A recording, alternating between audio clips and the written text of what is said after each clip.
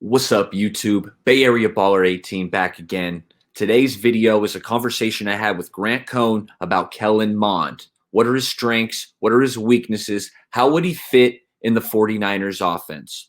But before we get to that, I got a few items I want to take a look at.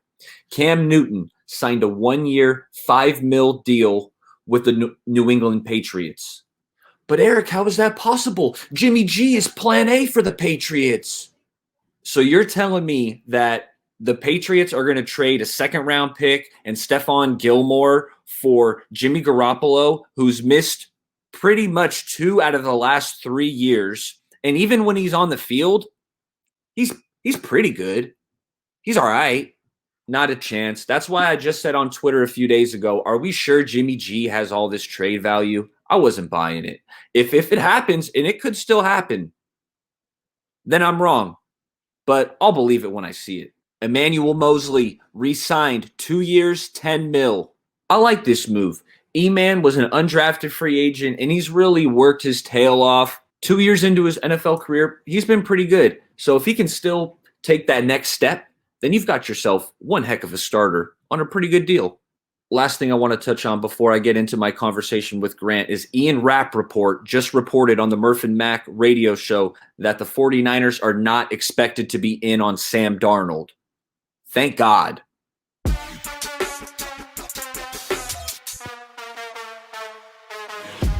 Usually I come on and I talk about my QBs. Today I'm talking about your QB, Kellen Lewis Mond.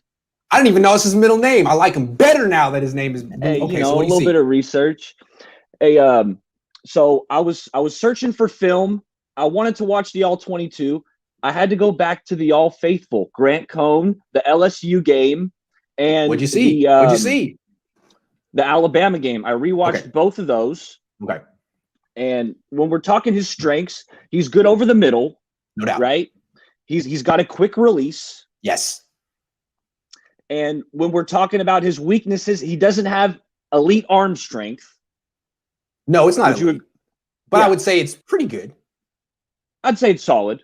Solid. Okay. When I'm talking about also for his strengths, his athleticism is a strength. Yes, I'm not going there yet. Just on the strengths and weaknesses that I mentioned, they're very comparable to Jimmy, right? In terms of throwing over the middle. I think he actually has I think he's mentally processes better than Jimmy does.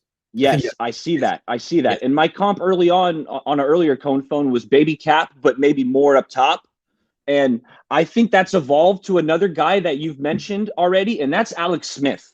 I do see some Alex Smith. He does it. He protects the ball. He makes good decisions. He could be a little bit more aggressive at times. Like, go ahead, use that athleticism. But maybe he just is very faithful to his coaching. And if you give him like another coach, like look what happened to Alex Smith when he got Harbaugh, Andy Reid. All of a sudden he rose to the challenge. Maybe if he goes from Jimbo freaking Fisher to Kyle Shanahan, put him under center, let him do play action. I mean, he's only in the gun doing these little RPO. I hate that. Hate that offense. So something that I noticed and I really liked, he's really light on his feet in the pocket. He's so light on his feet, and it's so different than Jimmy. Jimmy plays like he's stuck in mud. Yes, he does. He's very heavy-footed. Kellen Mond is right on the balls of his feet. He moves quickly. That's a good point. What else do you see?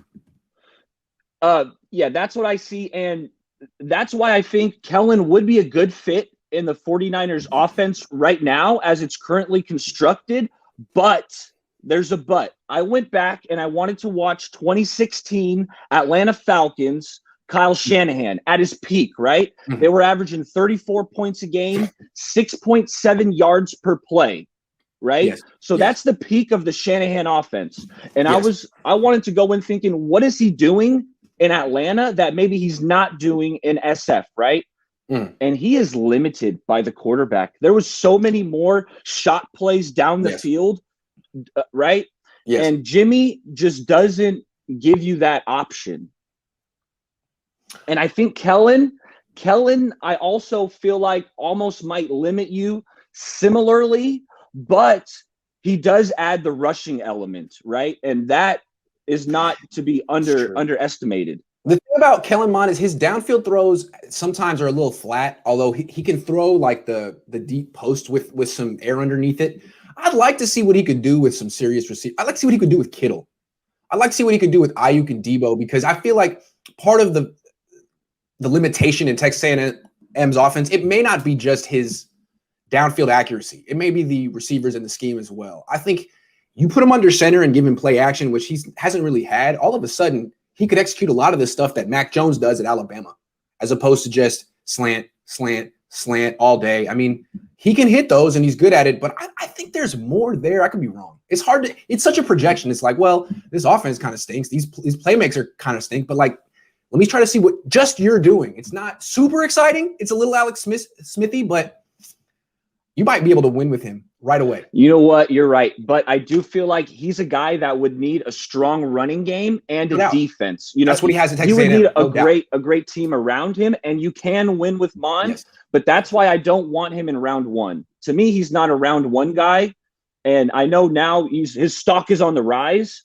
So it's like, if we do round get him, two, you're I'm cool with that. Round one, it's like, well, I have issues with this. Yeah. Yes, I would, because I do want the element of being able to throw down the field and just the threat, right? Because the threat of it, defenses have to play you honest. They can't stack the box. So that's where, when I go back to 2016, let me tell you, Grant, I watched 2 games. I'm going to keep watching more 2016 Falcons. Through 2 games, 0 jet sweeps. 0. Well, I mean, the offense has evolved a little bit since then, but you know Kyle wants to go down the field, and he doesn't because of Jimmy. And all I'm saying is the quarterbacks who go down the field the best in this draft, Zach Wilson aside, because he looked great at BYU. He did everything. But also Mac Jones, Kyle Trask. Those guys push the ball down the field all the time. All the time. When I was watching Matt Ryan, the guy that kept flashing up, I was like, Trask. Shanahan's gonna like Mac Jones. Oh, Mac Jones. To me, it was Mac Jones. Just the deep throws and the touch. Yep. But hey, that's what I got for you today, big dog. Can't wait to see your next breakdown. Yeah, plug it. Huh? Bay Area Baller 18 on YouTube. I've broke down Jimmy G, Josh Rosen, Brandon Ayuk, Cam Newton, JJ Watt just joined the division. All that's on there. Check it out. I subscribe. You should subscribe too. You're the man. I got 38 subscribers, but it's going up.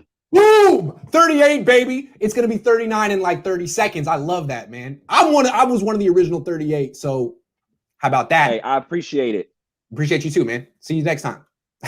Thanks for checking out the video. Make sure you like and subscribe. Catch you next time. Who in the hell is Mel Kiper anyway?